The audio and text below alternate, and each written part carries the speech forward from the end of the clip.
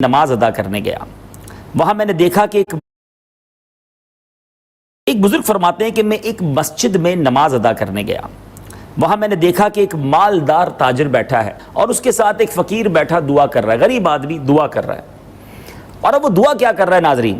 وہ دعا یہ کر رہا ہے کہ یا الہی میں آج اس طرح کا کھانا اور اس قسم کا حلوہ کھانا چاہتا ہوں، یعنی اس طرح کی سویٹ ڈش اور اس طرح کا کھانا کھانا چاہتا ہوں۔ بڑی عجیب سی دعا تھی، اور وہ جو بزنس مین تھا وہ سن رہا تھا۔ اب اس نے نیگیٹو سوچا، بدگمانی کی کہ یہ فقیر جو ہے یہ اللہ سے نہیں مانگ رہا، یہ مجھے سنا رہا ہے، یہ چاہتا ہے کہ میں اسے ایسا کھانا کھلا دوں، مگر میں نے اس کی بات ماننی نہیں ہے، میں نہیں کھلاؤں گا۔ وہ دعا مانگتا رہا، آخر کار دعا مانگ کر وہ فقیر جو ہے وہ وہیں لیٹ گیا، آرام کرنے لگا۔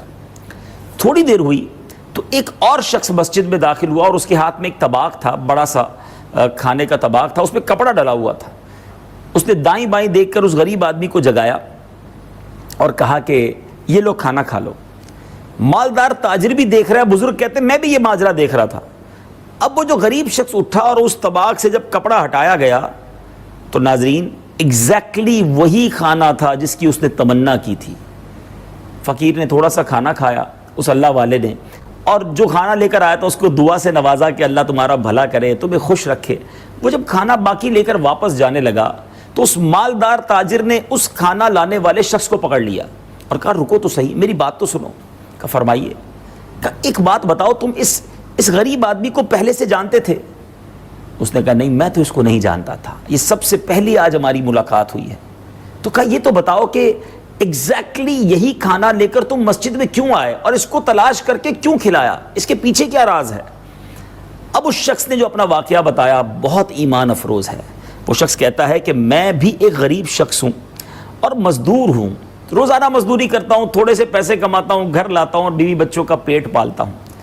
میری زوجہ اور بیٹی نے سال بھر سے اس قسم کے کھانے کی خواہش کی ہوئی تھی، مگر میرے پاس پیسے ہی نہیں ہوتے تھے۔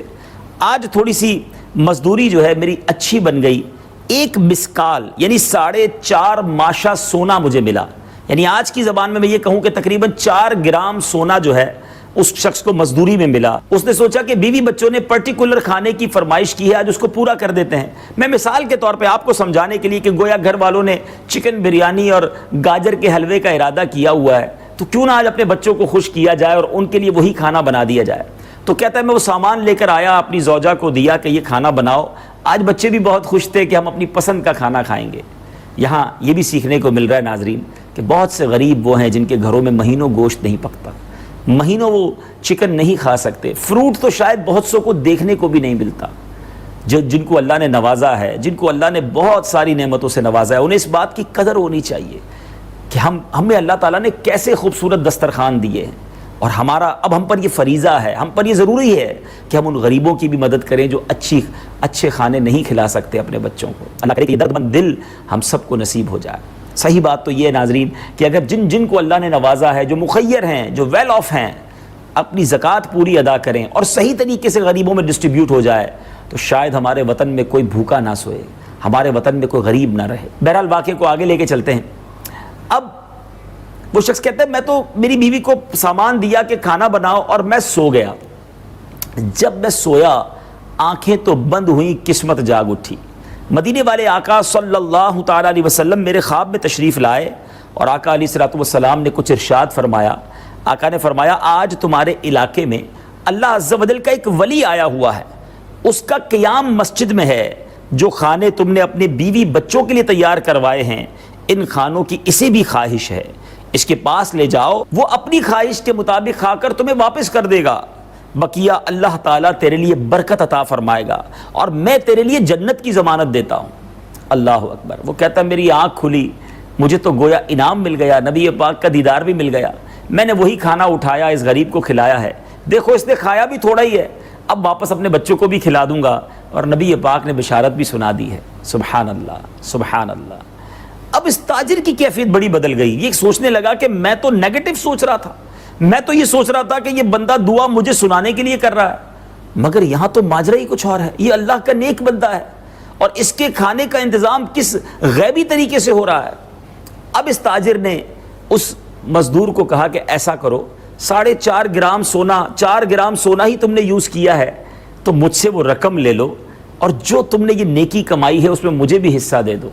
آج کل بہت سارے بزنس مین یا پیسے والے سمجھتے ہیں پیسوں سے کام ہو جائے گا۔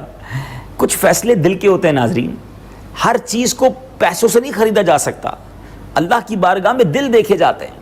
اب اس شخص نے کہا کہ آپ مجھ سے 4.5 مسکال جو سونا ہے وہ لے لو اور مجھے بھی یہ نیکی میں حصے دار بنا لو۔ وہ مزدور کہتا ہے نہیں، میرے آقا نے جو مجھے بشارت دی ہے، جو عطا فرمایا، میں تمہیں کیسے دے سکتا ہوں؟ کہا 10 گرام لے لو، 20 گرام لے لو۔ یہ بڑھاتا رہا۔ وہ مزدور کیسا عاشق رسول تھا، وہ کہتا ہے ساری دنیا کی دولت دے دو، میں تمہیں وہ نیکی نہیں دے سکتا جو مجھے نبی پاک کے کرم سے عطا ہوئی ہے۔